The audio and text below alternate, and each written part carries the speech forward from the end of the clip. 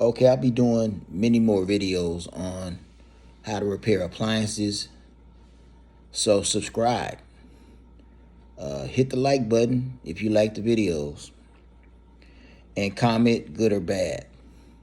Also, if I use a part to repair the appliances, I'll put a link in the description so you can buy from this channel. Let's get started. Today's project, we're going to be replacing a capacitor on this Whirlpool washer.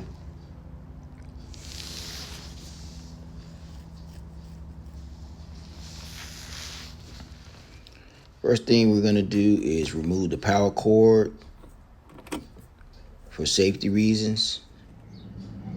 You're going to need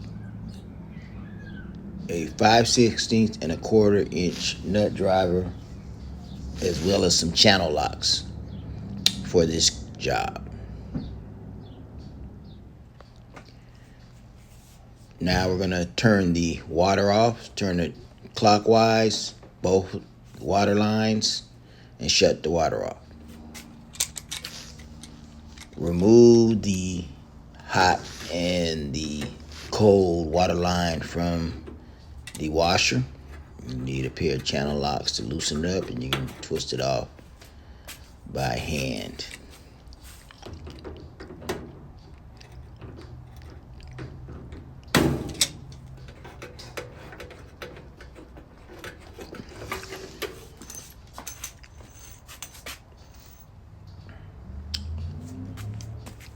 Okay, we're gonna get the channel locks to squeeze the spring clamp and remove the drain line from the rear of the washer. Always get a bucket or something, because sometimes there's water still in the line. You don't want to make a mess. Okay, you're gonna tape the front of the washer, the lid to the front panel. Tape the lid to the front panel, and that'll secure the lid so it won't pop open. And we're gonna lay the washer on its back. That way the capacitor exposed. Okay, be very careful here. Do not touch these two tabs on the capacitor, because it can shock you. Be very careful.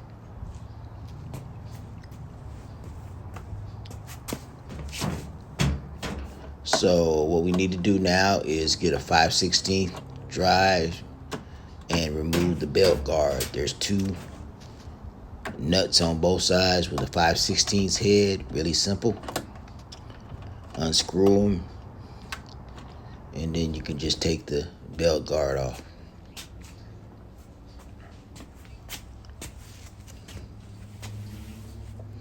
Now remove the connector that's on the capacitor. Move it to the side. Now there's a 1/4 inch nut that needs to be removed. Get your nut driver and screw that off.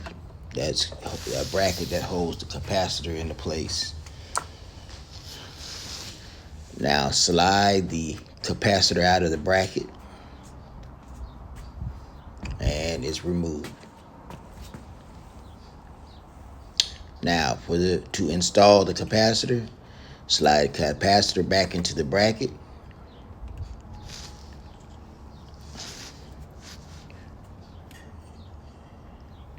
Be careful not to touch those tabs.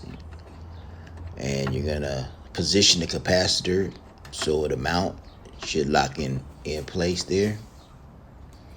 And take your 1/4 inch drive and screw the 1/4 inch nut into the hole of the mounting bracket.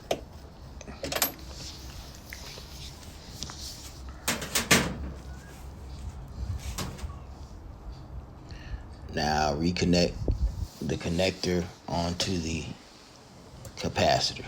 It just slips right in. Just make sure it's snug. Now we're gonna put the belt guard back on. Slide it in position. It does have a peg on the left side that kind of locks the belt guard in place. Hand tighten the 5/16 nut. Tighten it with your drive, not all the way, Then go to the right side, lift up on the belt guard, align it, find the hole, and tighten that down.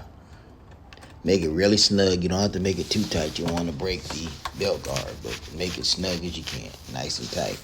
Check it and push on it. Now we're going to lift the washer back into position.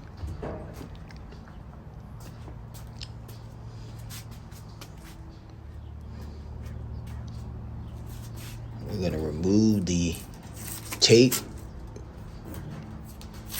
because the lid is no longer going to move. We're going to remount the water lines, the hot and the cold lines to the washer. And you hand tighten at first.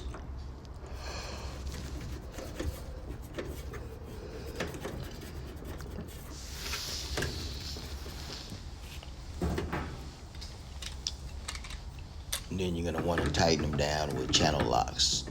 Nice and snug. Don't overdo it.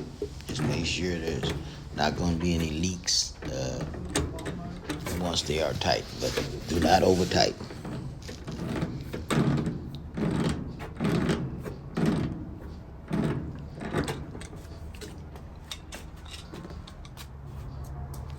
Remount the drain line. Just slide it on. Squeeze the spring clamp with your channel locks.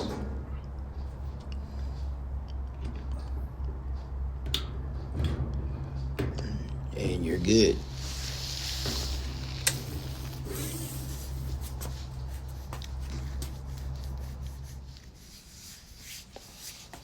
Now you're going to turn the water back on counterclockwise. You're hot and you're cold.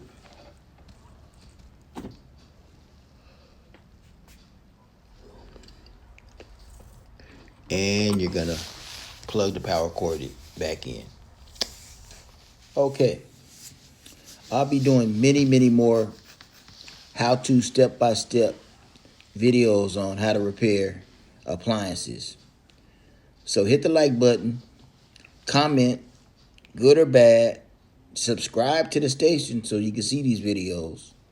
And if I am using a part to repair the appliance, a link will be in the description so you can buy from this channel. Have a good one.